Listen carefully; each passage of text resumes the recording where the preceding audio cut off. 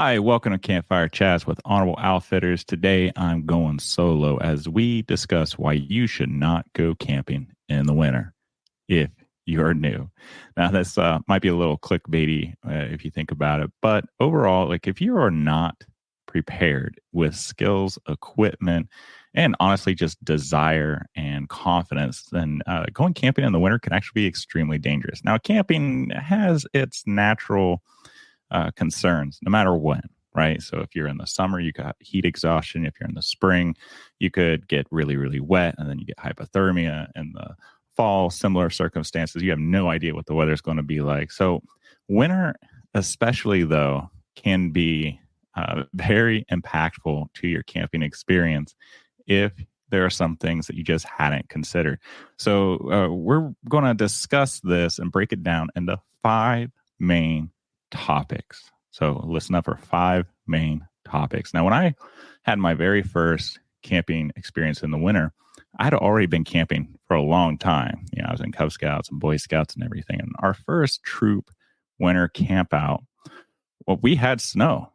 And that's kind of surprising here in Ohio these days because the weather's completely shifted. But back in the 90s, we had snow, and it was a pretty common thing to have snow in the winter. And as a scout, as a kid, coming from a family background that was not the most affluent, we had to accommodate certain things, just like the old timers did back in the early 1900s.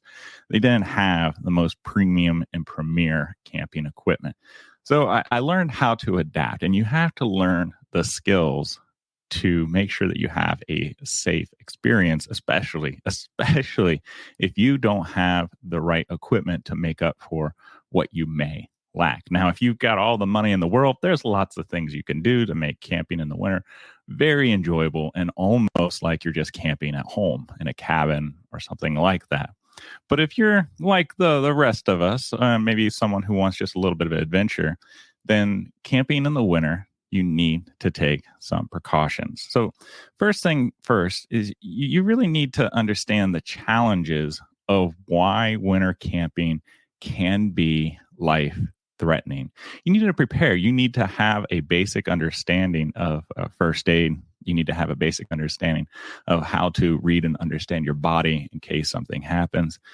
With the cold temperatures, and especially with fluctuating temperatures in the evening, and the day it might be 40, 30 degrees. And then at night it could be in the low doubles or maybe even single digits as the sun goes down. We don't necessarily realize it always that the sun provides a tremendous amount of heat and energy to us. Not only does it provide us the vitamin D that we need to survive, but the sun's rays actually radiates heat towards us. And if you are camping during the snow time, that sun can actually reflect off the snow and do some crazy things with your eyesight, but it also just kind of makes you feel warmer than what it really is.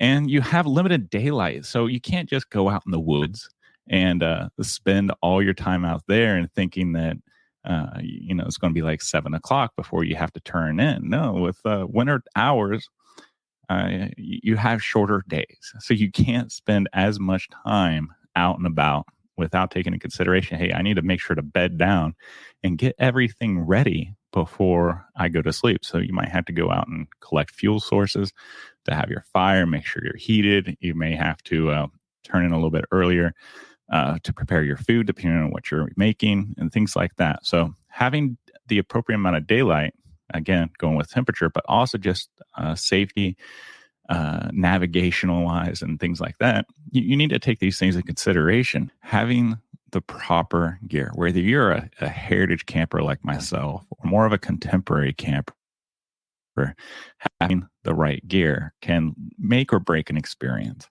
And if you are a fairly new camper, you may want to get, as best that you can afford, stay away from the heritage gear for a little while and maybe trickle in heritage gear with your more modern stuff, because heritage gear is really good. I love it. Like when it comes down to wool, I prefer wool hands down over other gear. But with heritage gear, you have weight. With modern gear, it's more about being lightweight, but still get the same properties. Now, wool is still the best material out there for outdoor wear, especially when it comes to weather conditions. But modern gear itself, with as long as you take care of it and you wear it in the appropriate way and you have your layers and things, is a lot lighter. And if you are a fairly new, inexperienced camper, then having lighter gear and learning how to use basic skills and things like that definitely has its place over going back to grandpa's time. You can do it, but I would strongly suggest that you go with more contemporary gear starting now, because these kind of experiences can either make or break your time in the woods. And ultimately, my goal is to get as many people out in the woods for as long as they possibly can, no matter how old you are. And if you're, even in your 20s, maybe you're in your 50s and you're going back out in the woods and stuff, and if you have a bad experience, then you're not going to go out in the woods again, or maybe it might thwart how much you end up going outdoors. And I don't want that. So I strongly suggest, if you are trying to ease and transition yourself into the outdoor environment, then go ahead and go with the contemporary gear. Practice your skills, get comfortable with the weather conditions and what it's like to sleep underneath the stars or in a tent under winter weather conditions before you decide to go all in on the heritage side of things. But having the proper gear in preparation for staying warm and dry in the winter is paramount. But you also need to understand, just because you got all this gear doesn't mean that you have to use it all at once. There's a lot of things that go into your body heat and regulating your body heat, because if you sweat, that is uber dangerous. It's so dangerous to your winter experience, because if you sweat, then you're going to get cold and you could be hypothermic and bad things could happen. So again, having more modern gear that you can transition in and out of may be better than a heritage gear that might be a little bit heavier and might be more expensive depending on what it is you're using. Now, point number 2 is you need to build skills through 3-season camping. 3 seasons. That would be your fall, your summer, and your spring. I might have said that backwards, but most people tend to prefer to go camping either in the summer or in the fall first, because the spring is very unreliable with weather, at least on the northeastern part of the United States.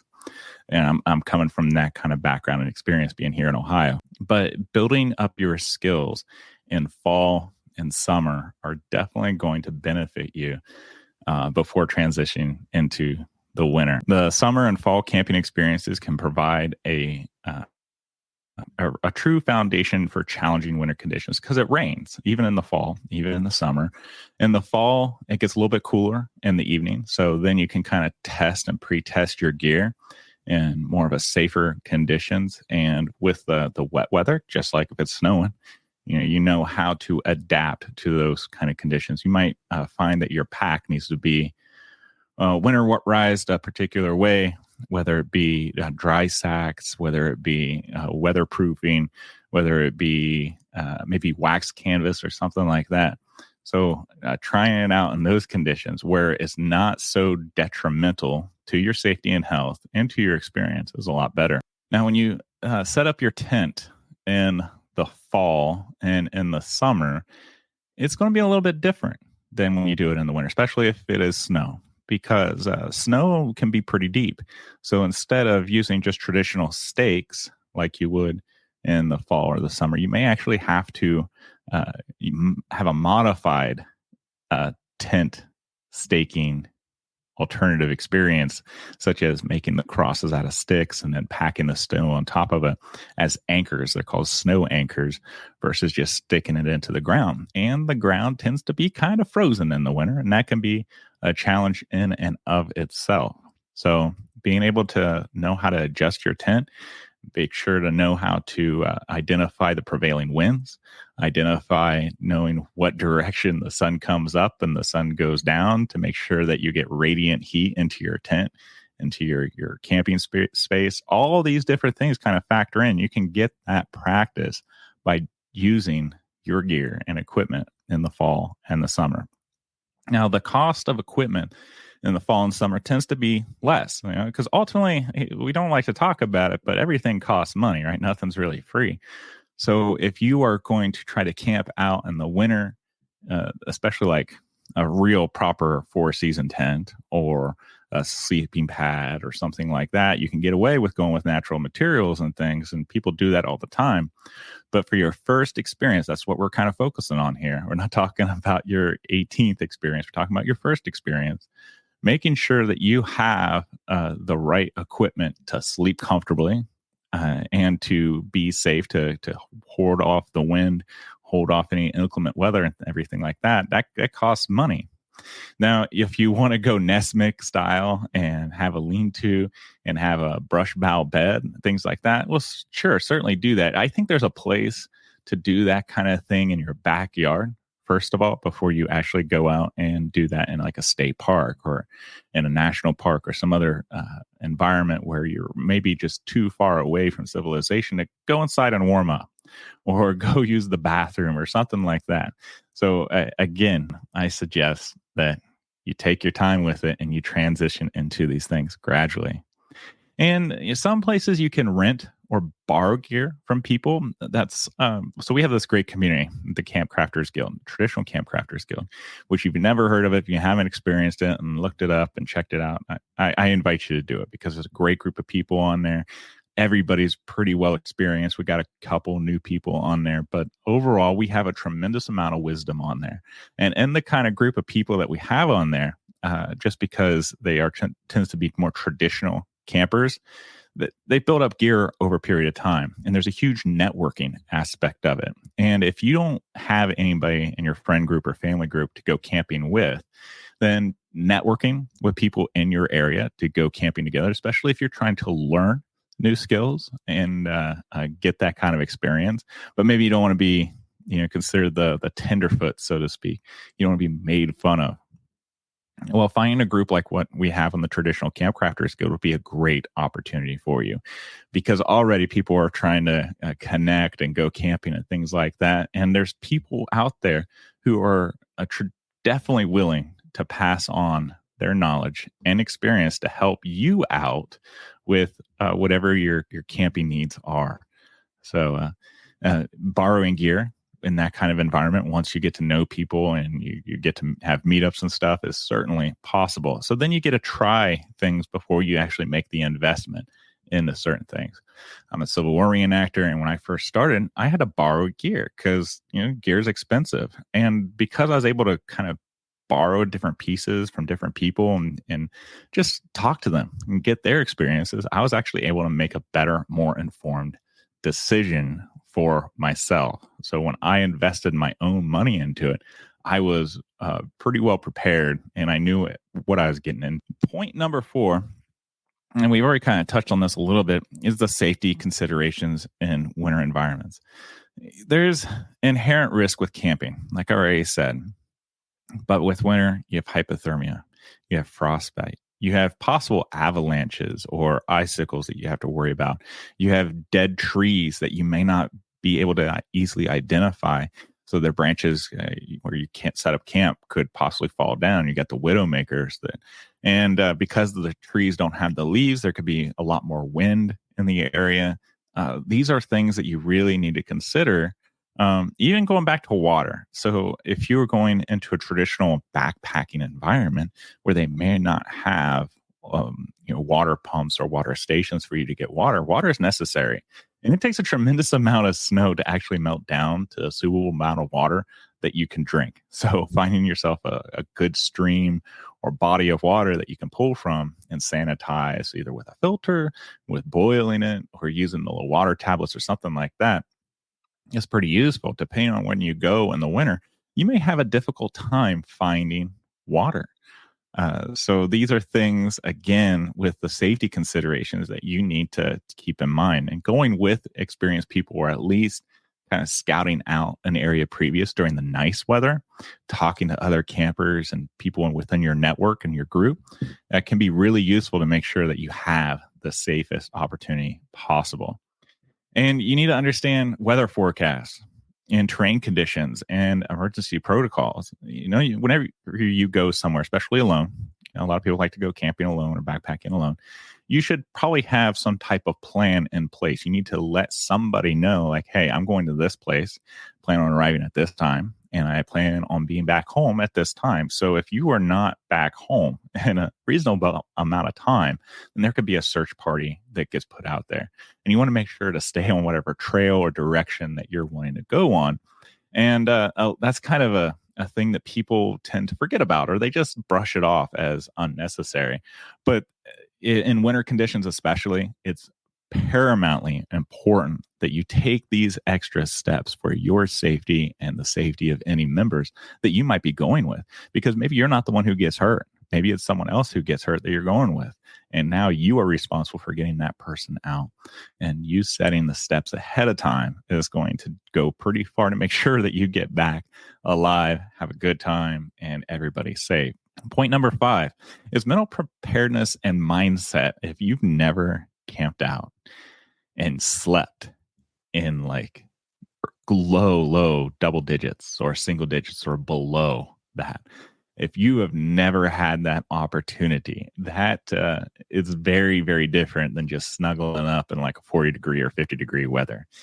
20 degrees, 15 degrees, negative degrees, especially when the wind's blowing.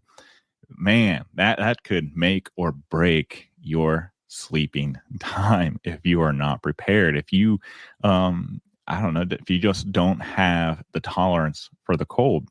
Because even if you're hiking, if it's in the low double digits or single digits, you can get frostbite, you can get windburn on your face, you can get chapped skin.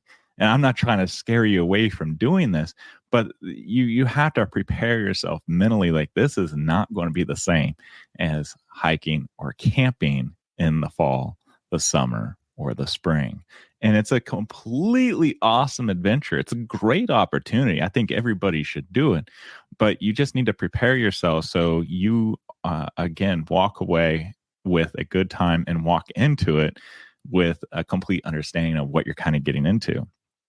And you got to have a positive mindset, and you got to be able to motivate yourself through the challenging times. If you're struggling getting a fire started, especially when you're really cold and you can't feel the tips of your fingers or something, that can be frustrating. It can also be really scary, right? Legitimately, it can be kind of scary. So being able to have the mental preparedness, okay, if this doesn't work, then I know I can do this. If this doesn't work, I know I can do this. And if this doesn't work, well, then I should probably get myself out of this situation, right? So you need to have that plan in place. You also need to have that mental mindset of, this is what I'm getting myself into. I'm going to try to push through these challenges, but at some point, I need to be aware of what my breaking point is, where my skill gap is, so I don't put myself or others in a dangerous situation. And with the winter, things change constantly. It's really interesting to do a winter hike or winter camp out, and you weren't expecting snow, and out of the blue comes snow, and that's kind of an interesting experience in itself, because maybe you're losing sight of where things are. Maybe your path is starting to get covered and things are getting a little bit more tricky of trying to navigate it. And those are great, awesome experiences that I urge you to try to tackle. But again, make sure that you have the skills and the experience to back up whatever you're doing so you get out of there safe. If you notice, this is like a trend, right? I just keep repeating some of these same things over and over again because we want you to get out and come back to your families and friends and talk about your awesome adventure, and just ultimately be willing to go back into the woods and have another similar experience, or maybe even take people into a similar experience now that you had the experience, and share the love of outdoor adventure. Now, point number 6, gradual progression and continued learning. This is your bonus right here, because I said 5. So 6 is kind of like a bonus. But you need to encourage your own approach for winter camping as a progression. Okay.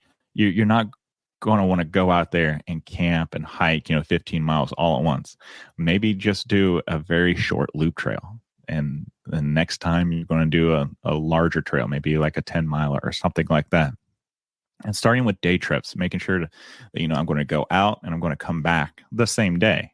And you do that a couple of times, get yourself acclimated to different terrains and different experiences. You got to put yourself out there purposely when it's snowing. You could put yourself out there when it's not snowing. Maybe it's just muddy landscape, things like that. And possibly even overnight stays. So like you go out on Friday, you stay overnight, and you come back on Saturday or on Sunday or whenever you're able to go.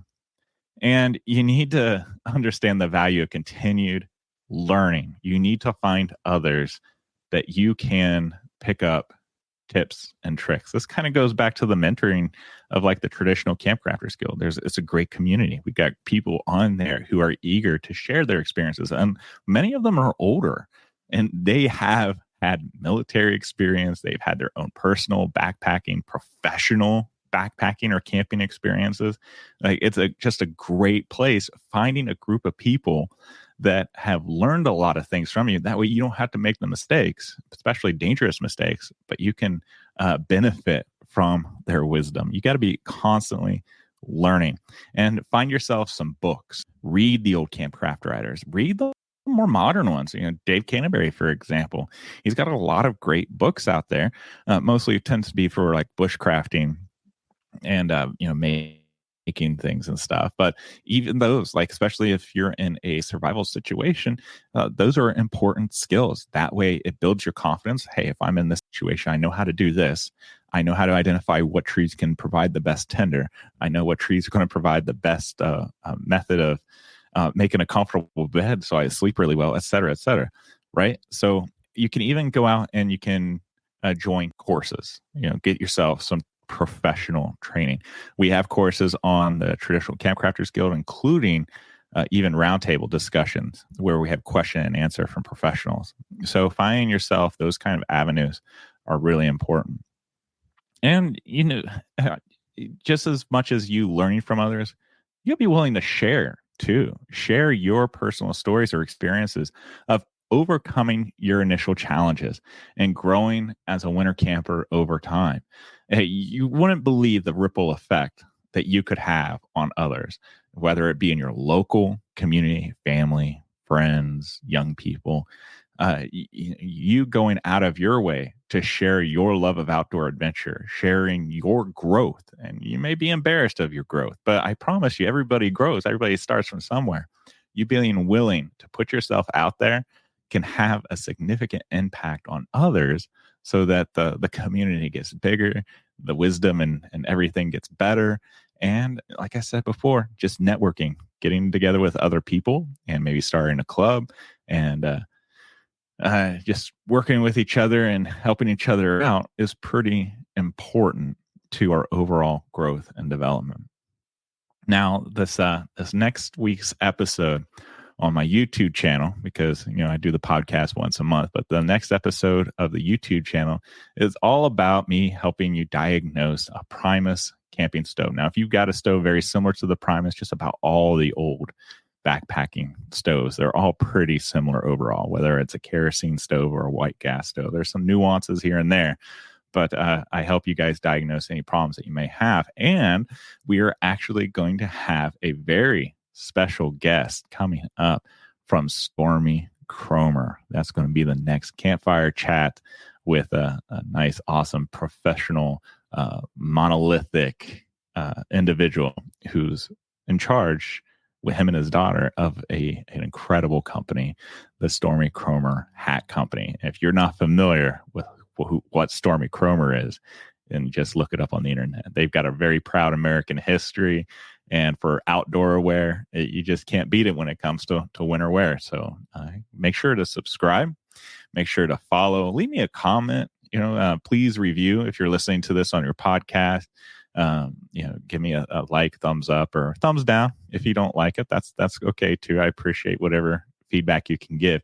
I really hope this episode has helped you maybe lay out some ideas, whether or not be for yourself or maybe for somebody else that you are going to coach and you're going to help get outdoors and be more confident, but also be safe in the winter.